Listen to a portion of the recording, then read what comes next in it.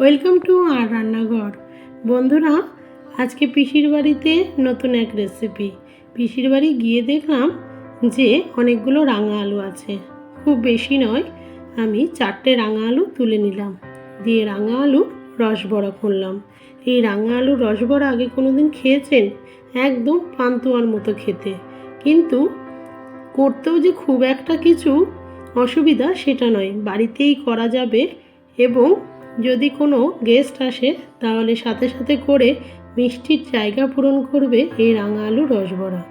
কীভাবে এই রাঙা আলুর রসবড়া করলাম চলুন তাহলে দেখি যে আর রান্নাঘর আবার নতুন কি করছে। প্রথমে আমি 4টে আলু নিয়েছিলাম, বেশি নয়, কারণ সবাই পিসির বাড়ির সুগারের পেশেন্ট, বেশি মিষ্টি রাখলেই সবাই মিলে খেয়ে নেয়, সেই জন্য 4টেই আলু নিলাম। আলু নিয়ে ওভেন জ্বালিয়ে দিলাম, আলুগুলো সেদ্ধ করে নিলাম। দেখুন সেদ্ধ হয়ে গেছে। দেখে মনে হলো এই দিলাম আর উঠিয়ে দিলাম, সেটা নয়। ভিডিও যাতে লং না হয় সেই জন্য আমরা চেষ্টা করি সব সময় স্কিপ করে করে দেখানো। তারপরে সেদ্ধ হয়ে যাওয়ার পর আলুগুলো সব তুলে নিলাম। আপনারা এই রাঙা আলু প্রেসার কুকারে দেবেন না, ওই কড়াইয়ে দিয়ে দেবেন, তাহলেই সুবিধে। এবার খোসাগুলো খুব সুন্দর করে আস্তে আস্তে সমস্ত খোসা ছাড়িয়ে নিতে হবে।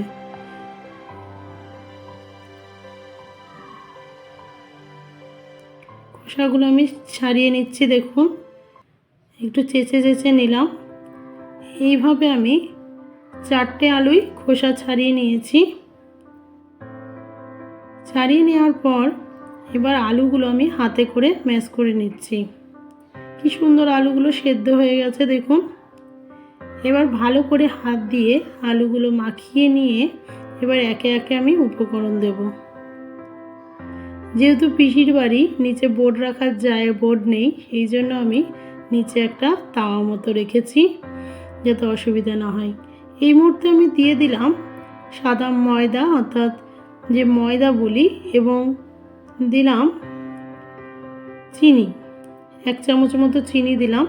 ময়দাটার পরিমাণ আপনারা যে পরিমাণ আলু নেবেন সেই আন্দাজ বুঝে ময়দাটা নেবেন, তাহলে যেহেতু ময়দাটা আলুর সাথে মেখে গোলা পাকাতে এবং ভাজলে খুলে না যায় সেইভাবে নেবেন। এইদিকে আমি রস করার জন্য 1 কাপ, যে কাপে জল নিয়েছি সেই কাপেই 1 কাপ চিনি দিয়ে দিলাম, আর দিয়ে দিলাম 2টো এলাচ। এবার রসটা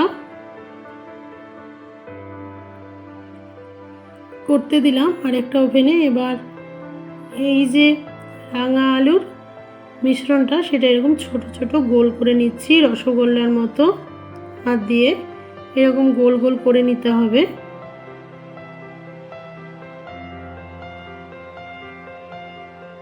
এইভাবে সহজেই গোলা পেকে যাবে।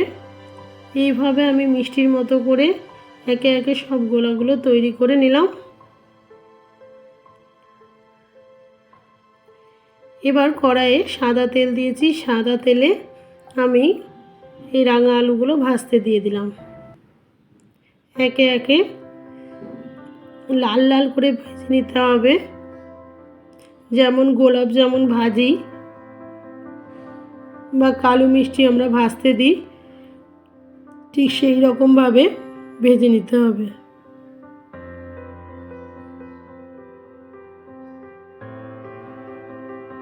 তাহলে মিশ্রণও খুব বেশি লাগলো না এবং বাড়িতেই খুব সহজে মিষ্টি করা শিখে গেলাম, তাই না বন্ধুরা? আর রান্নাঘর দেখার অনেক সুফল আছে।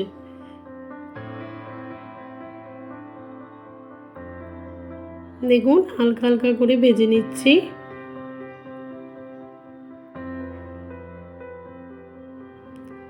দেখুন ভেজে প্রায় লাল হয়ে গেছে। এই অবস্থায় আমি তুলে নেব।